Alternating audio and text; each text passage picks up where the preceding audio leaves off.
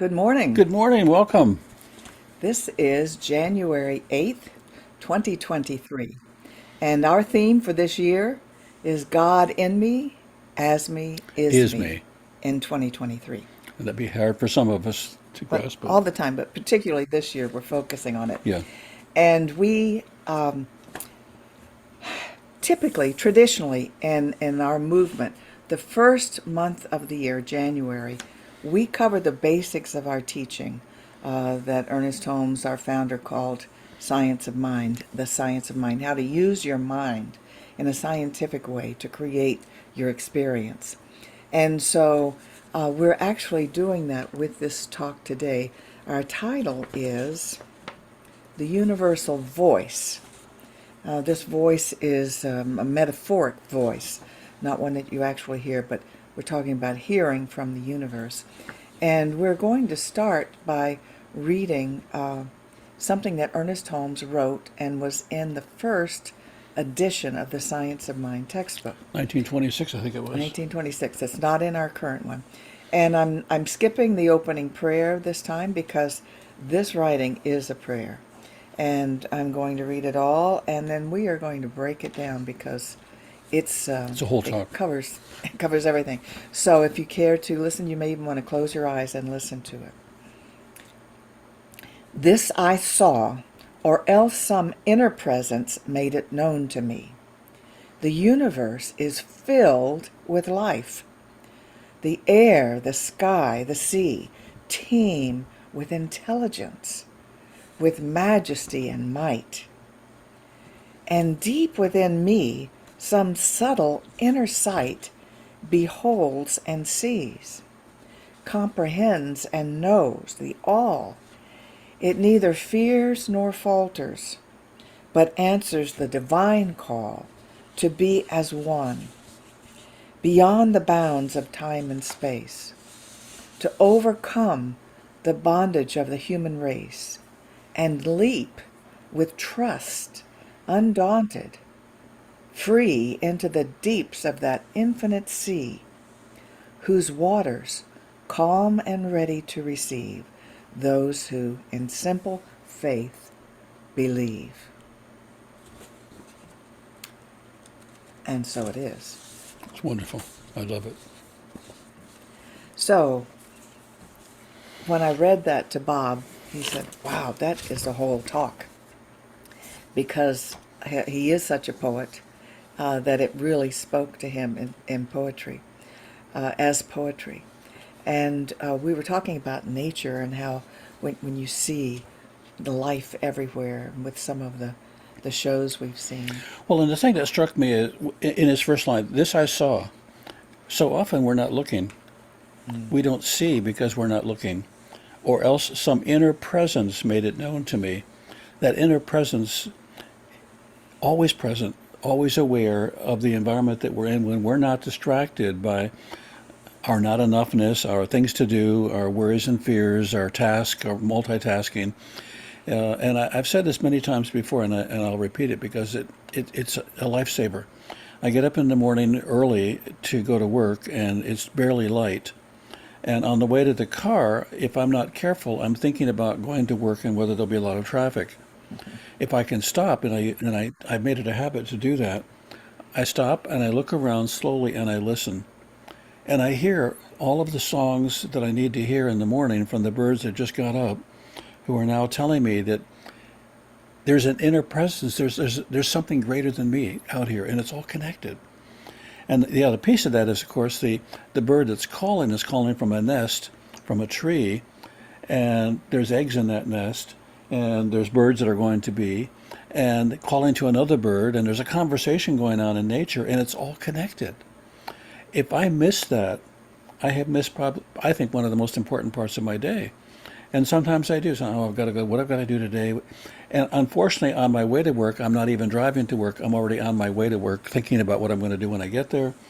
And I think we do that a lot. We miss what he's talking about, that inner presence, because we're too busy to pay attention to it. Well, I like that he says, I saw or else it was made known to me, Mm. because sometimes we're seeing things that are not there. You know, we're Oh, We are, we're not paying attention to what's physically here. We're Something is being revealed to us, and we're seeing with our mind's eye. Yeah. That the air is full of energy, that the sea is full of energy. I've got to tell a quick story about once I went sailing in the 1970s with an old friend of mine from the church. In the 60s or so. He was 62, Yeah. yeah. I was about 30. And we were having an energy shortage then. As a matter of fact, I had won a company car from the company I worked with, and I couldn't get gas to drive it from Miami to Fort Lauderdale. I had to wait about a week. And I was telling him about this energy shortage, and he says, "That is the stupidest name I've ever heard for this situation." He said, "There is no shortage of energy." We were out sailing in the ocean, and he said, look at this." He said, "There's energy in the wind, there's energy in the waves. Everything that moves is kinetic energy. How could we possibly have an energy shortage?" And I thought, well, he's right. But all of our energy at the time that we wanted was coming from oil, so now we have wind turbines, and we even have the ocean moving to generate power But all in that some energy places. was there. That wasn't Yeah, our point of focus. We weren't paying attention to it.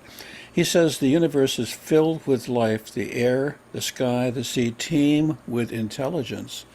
Not just life, but intelligence. And I'm reminded of a nature thing that we saw some time back in, I think, a national park. I can't remember where the Grand Canyon. No. I don't know what story Anyway, you're telling. they reintroduced wolves to a Oh, national that's Yellowstone. Yellowstone. That's right, Yellowstone. They reintroduced wolves. Wolves have been missing for a long time. They thought that they were introducing one species, one intelligent species, to an area where they had once lived. Yeah, they had been removed. Yeah. They had So been what removed. happens is there is a river, and there's no life on either side of it. There's just a river. But when the wolves show up, the deer that are eating everything along the side of the river realize that's not a safe place to eat anymore, so they stop eating everything along the side of the river. So now the side of the river begins to blossom with all kinds of plants, and before long a beaver shows up, cuts down some of the trees and makes a dam. You go back a year later, and you suddenly see this incredible landscape of beautiful things that are growing, that one animal and its intelligence and other animals and their intelligence and all that was happening transformed it. What we don't think about is the impact we have on everything in this universe and the impact everything has on us. And this is a wonderful relationship. And I think if we're going to be talking about And God, the inner God, wisdom of nature. yeah, God in us, as us, is us, you're a little God walking around changing things, changing the universe. And that's important because your footprint is much bigger than you think it is. And if you realize the size of the footprint that you're making, you may want to ask yourself, what am I stepping on? And what am I stepping into? And what am I stepping towards? And am I creating consciously or unconscious? Am I unconscious about what are the results of my actions and my Yeah, choices? yeah. I heard yesterday on Science Sunday or Science Friday, I guess it was. Not yesterday, the day before yesterday. I have to get my day straight. But they were talking about invasive rats had gotten onto an island, and they were eating the bird eggs. Okay, so now there's fewer birds. No, there's fewer birds, and the birds poop on the land, and the rain washes the poop into the ocean, and the poop washed into the ocean feeds the creatures that the whales eat. Now what they're saying is the rats may diminish the ability for the whales to have enough food to eat. Wow, it's all connected. And so when we say God in me, as me, is me, we're saying we're all connected in a profound way.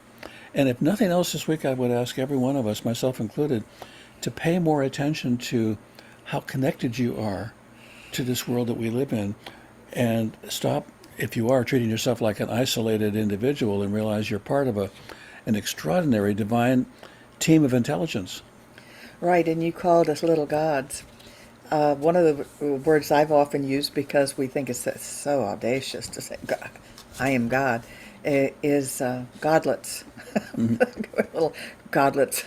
You, We have that spark of the divine within yeah, us you've been godletized. if we recognize it and use it. There is great power in this, and there's power in everything that he says here, because he's seeing a mystical vision of that is invisible to the eyes, but but is revealed to us by some universal voice or some inner vision. At times, it's a mystical experience, but it is what is truth with a capital T. We have a member of our center who very often after we finish will say, God told me this or God told me that. And, it sounds initially like God out there speaking to her, but actually it's the God in each of us that speaks to us that we listen to. There's not an outside God that talks to some of us and others. There's a God in each of us that speaks to us all Well, the there's a time. God everywhere. Well, There's everywhere a God present. that is everywhere and Right. also in us. Yeah. Yeah. But that inner voice that we listen to, we can call it God, we can call it divine intelligence, we can call it intuition, call it whatever you want, but we are connected to something larger than we often think we are. Yeah, and we don't usually experience it until we allow for that possibility.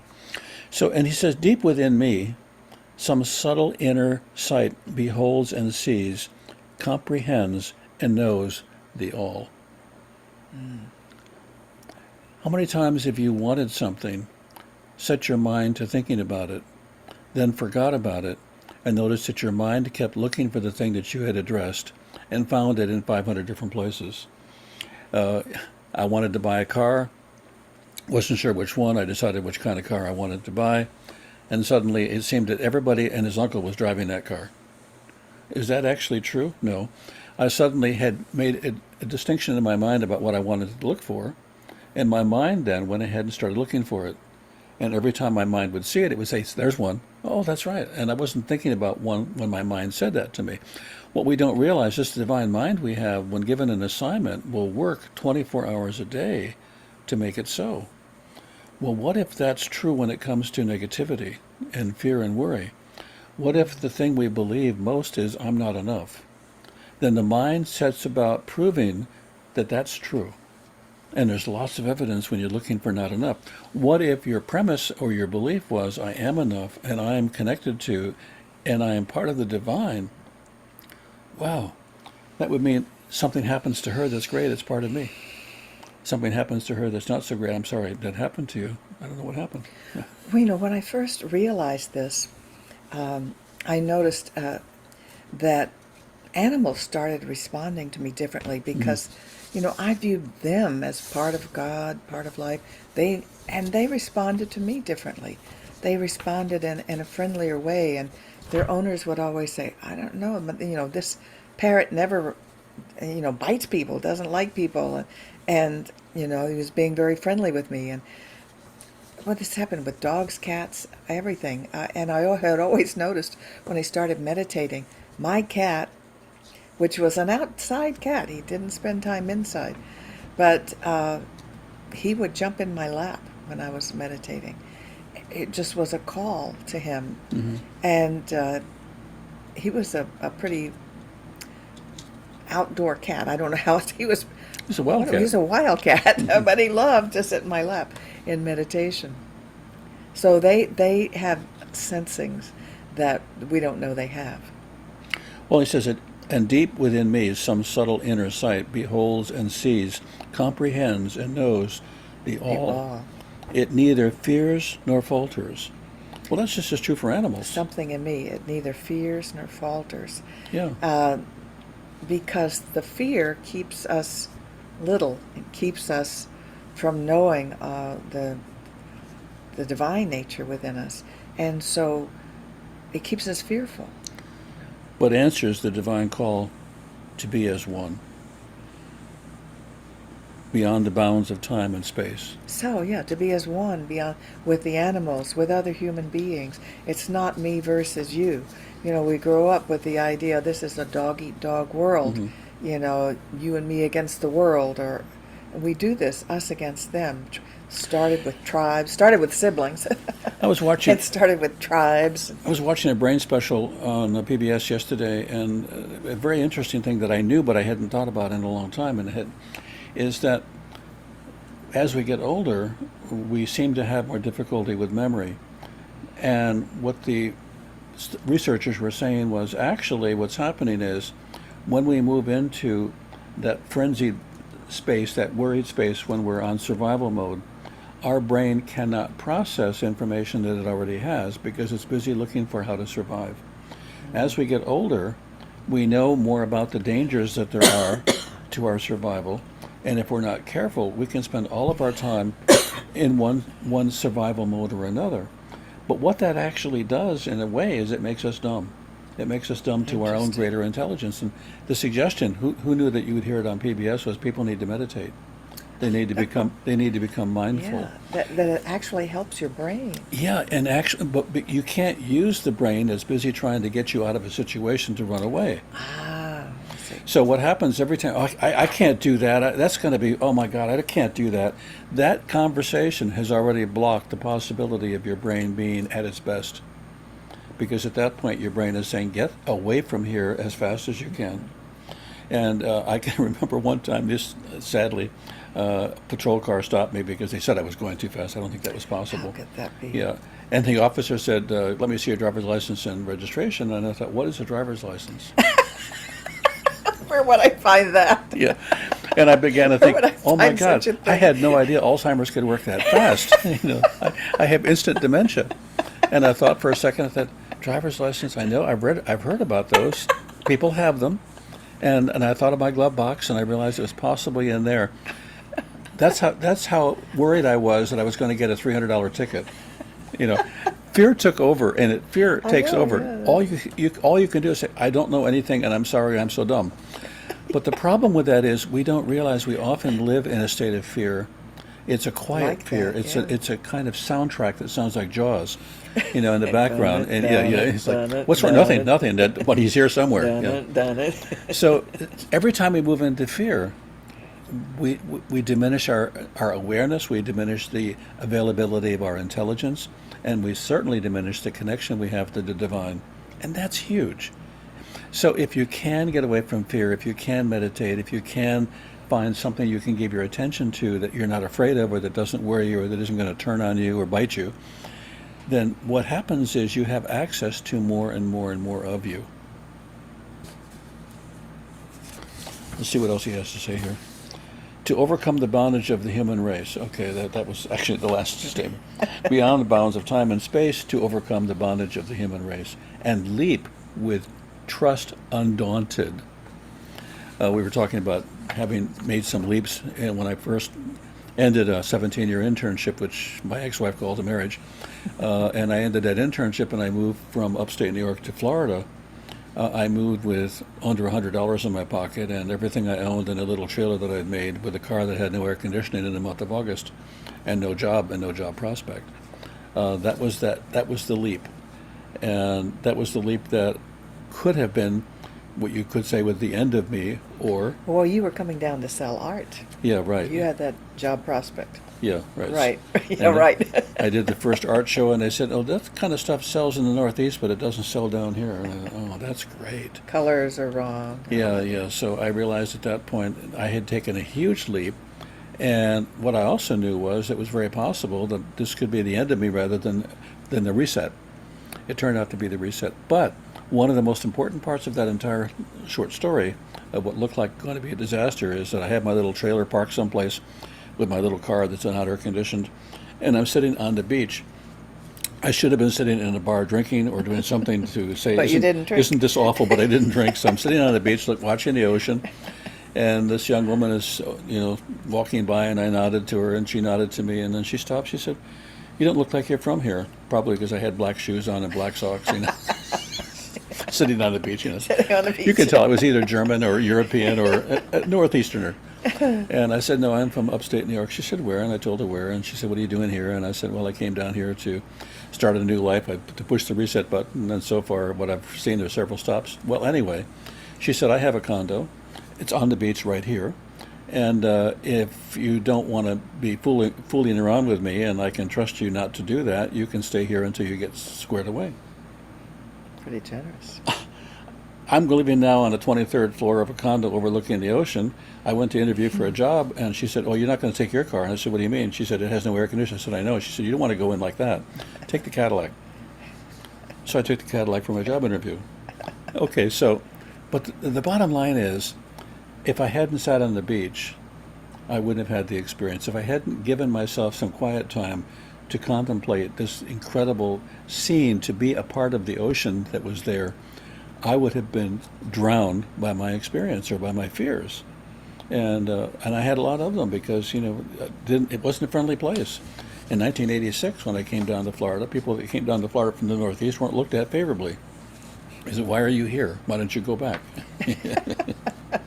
The first job I got was a woman from New York who said, "I'll hire you because nobody else will." I said, "What do you mean?" She said, "You're from New York, aren't you? Upstate New York?" I said, "Yes." They won't hire you. And it's changed since then. Now that it's flooded with people from New York. Okay, so free into the deeps of the infinite sea. I thought about that when Judith read that, whose waters calm and ready to receive. And I really think that the free into the deep and infinite sea, it's a sea of heart. It's a sea of emotion. Mm-hmm. It's a sea of love. It's not the sea of the intellect, the cognitive intellect that we typically think of. And it's a scary place for us to consider going if we spend most of our time in our head. And so if we can step out of our head and into our heart, if we can embrace this universe, we learn to breathe a different kind of air. If you think about going into the sea that will receive us, you realize we're not talking about breathing the same air that we breathed before. And so there's a transformation here that takes place. And that's, I think, what he's really talking about is a transformation into faith and belief. To have the faith and the belief that we are more than the condition, that we are connected to everything that is a part of this universe and the world, that we have a footprint that is a footprint of God next to all of the other God prints. Right, and this is a step out of the physical realm. Yeah. He's imagining and seeing the spiritual realm. And I'm going to take a leap of faith here and discuss something that happened to me in my sleep. It was last night or the night before. And as many of you know, my son passed away this summer of pancreatic cancer. And the last few months of his life were very, very painful for him and for me to watch. And he has told me before, after he passed, not to worry about that is over, and he is pain-free now. But it still comes back to me sometimes in dreams, and so I was agonizing about the pain that he experienced. And he said to me, because he still talks to me in my dreams and sometimes This is the part where she's risking. in meditation, yeah, he says, Telling you this. He says, "Mom, remember how you told me that the pain you experience in childbirth you forget about later on? It just disappears. You still remember the joy of having a baby and enjoying the baby and all of that, but you forget about the pain that went through it." He said, "Pain is just something we experience in this earthly experience, but I am not experiencing that anymore. It's not part of my experience. So let it go, just like you let go the pain of childbirth." And so I think we just need to know that some of these things, yes, we do experience in the physical, but they're not our ultimate reality. Mm-hmm. So we can't let it stop us from risking things, from trying things because of fear of pain or fear of loss. Because we have to know, with some of these words he used, to let go of fear, Yeah. to have faith and belief, because it is done unto us as we believe. So it's so easy to live a life of fear and caution that you don't even really live a life. Mm-hmm. So risk and take a leap. Sometimes it takes a leap of faith, but you can always know that God is always with you. The power is always with you, and it operates through your belief and through your faith and expectation. So I think that this is so powerful, and we just have 5 minutes left. I wanted to read it one more time altogether. Sure. If I have time. Yeah. So here it is again, one more time. Called The Call. So we're all being called. "This I saw, or else some inner presence made it known to me. The universe is filled with life. The air, the sky, the sea teem with intelligence, with majesty and might. And deep within me some subtle inner sight beholds and sees, comprehends and knows the all. It neither fears nor falters, but answers the divine call to be as one, beyond the bounds of time and space, to overcome the bondage of the human race, and leap with trust undaunted, free into the deeps of that infinite sea, whose waters, calm, are ready to receive those who in simple faith believe. Beautiful. Beautiful way to end. And so it is. So we're going to go to screen share now, and we're going to show you something that's important to us. This ministry, which we love and value and want to share continuously on an ongoing basis. This shouldn't be here. Yes, right. Okay. Thank you. Okay. Depends on your support. And I know that some of you are struggling with how to support yourselves, and it's even harder to support a ministry. And we appreciate that. So if you're having trouble supporting yourself because the economy or conditions in your life are difficult, please email us or call us and let us do treatment prayer for you so that we can help you, encourage you. If you are abundant in your life to the point where you can afford to support a ministry like ours and open the door to other people who would like to join us and are going to join us and become a part of that, then please consider donating to us. And the way to do that, of course, is to go to our website, and Jude's going to talk about that. Oh, yes. There's a banner on the top of the website, and the second button or banner says ways to donate. And I haven't taken off PayPal yet. The first way to donate is PayPal, and I'm encouraging our people to pay in the other two ways that are listed below that. And that the first one is